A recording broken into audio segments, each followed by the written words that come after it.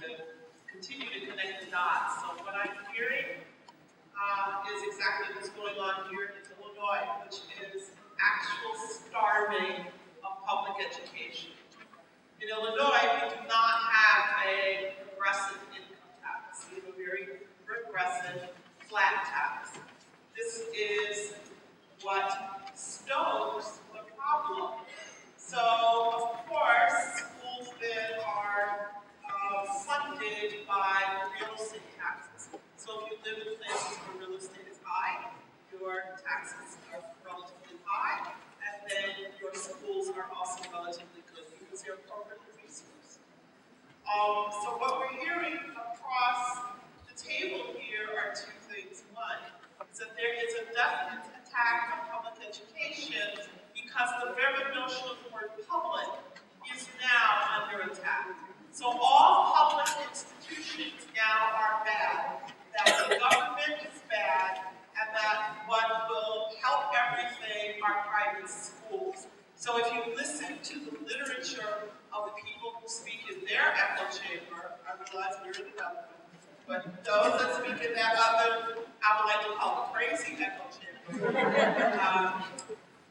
their conversation is government schools. That's how they even refer to public education. They don't even call it public education. It's about reframing.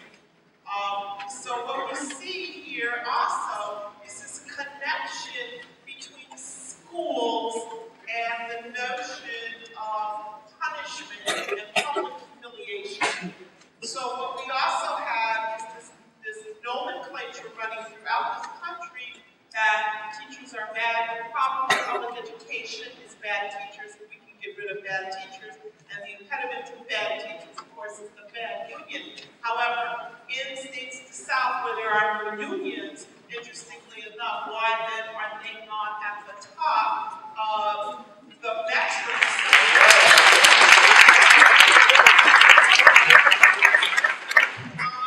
Cannot blame unions for things they absolutely have nothing to do. However, what I have learned, if I've learned nothing else in this business, is that truth and justice have no meaning.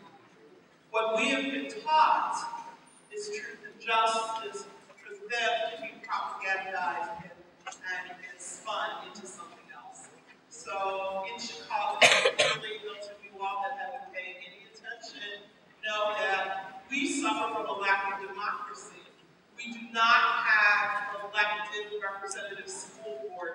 That absolutely has to happen. So that who